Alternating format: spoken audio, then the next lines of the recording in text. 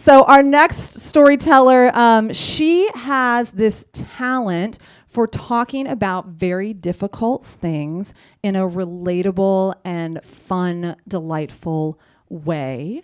And she wanted me to let you know that her story that she's going to tell you while she is retired now, she was actually a working RN when her story takes place. So let's welcome to the stage Cassandra Christenson. Well, I want to invite you to come with me to 1984, the year George Orwell warned us about, and the year Steve Jobs finalized and introduced the Macintosh computer. It's 1984 and my life is unraveling. My second divorce is finalized and I quit. Just can't do hospital nursing anymore. So when a friend asks me if I'd like to be a chaperone for the TV show, The Dating Game, I said yes. Now, on this show, the young woman would sit here on a stool, and then there's a petition, and behind there are three of the opposite sex, until a few years went by, and then they were sometimes the same sex. I take the winning couple, Teresa and Kevin, to Bermuda, and my job is to help them have a really good time and keep them safe and answer questions such as, why do we each have 3 forks lying to the left of our plates? On this trip, the couple and I have a okay time.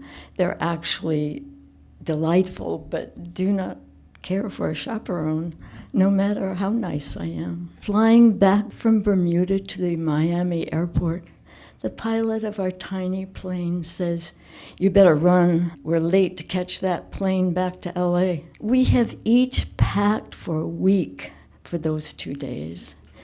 And this was before the roller bags. Drag our luggage over the tarmac, down the concourse. We thread our way through the moist, weary, heavy-laden passengers. I quick glance back to be sure we're all together. No, we're not. They're not there.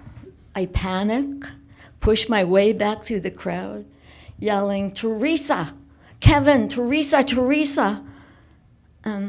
Who should come but Mother Teresa? Really, really, truly.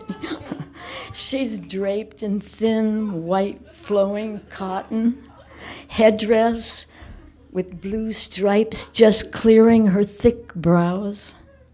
I run up, grab this little arm with the big hand she has, pump it up and down. "Oh, Mother Teresa, I'm Cassandra, and I do the same work as you."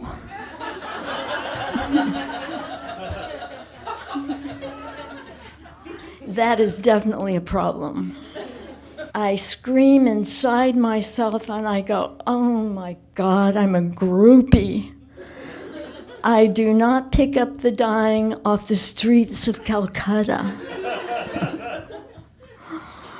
But I do want to help change the way we all die. I'm not doing well at hospital nursing, but I do know how to reassure and care for another through the very last hours of life. Well, Mother Teresa is gracious. The gentle swoop of the nuns pass on by like doves, and I immediately find Teresa and Kevin.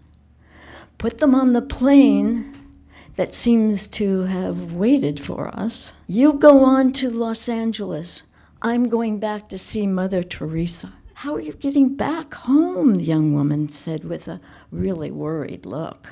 I don't care. I'm a chaperone. They're entrusted to my care.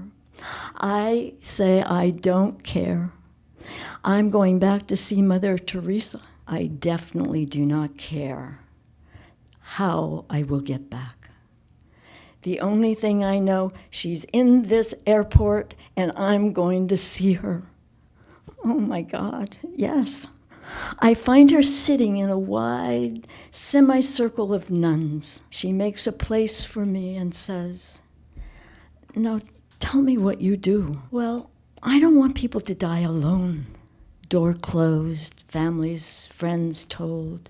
There's nothing left to do, she's dying. I think to myself, there's plenty to do, and I want to see families there and loved ones, or maybe even volunteers.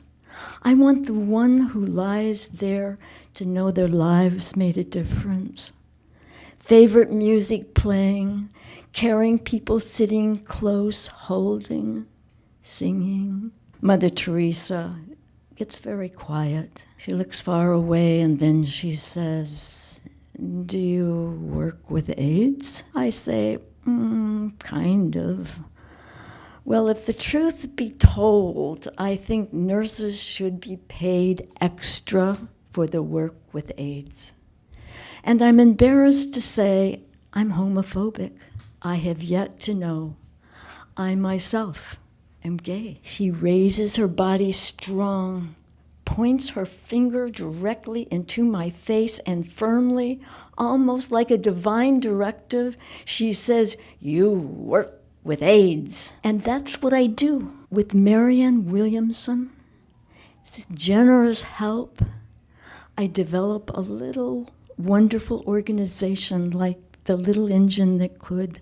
It's Project Nightlight, with many volunteers going out into the dark of AIDS to hold close and tenderly care for those alone and dying. Had I not quit my job, be a chaperone, left those kids on that plane alone, stay behind to talk to Mother Teresa, I would have returned to flail, unsure and lost, never knowing the goodness and strength in me, the joy of doing something with my life, using talents I didn't know I had. And with the many who came to help, many came.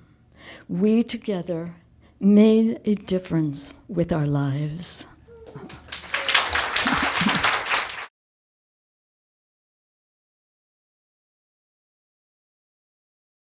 We want to hear about your crossroads and what decisions you've had to make in your life. So what you can do is click the link below to our Facebook page and share your stories with us, or just write it in the comments section.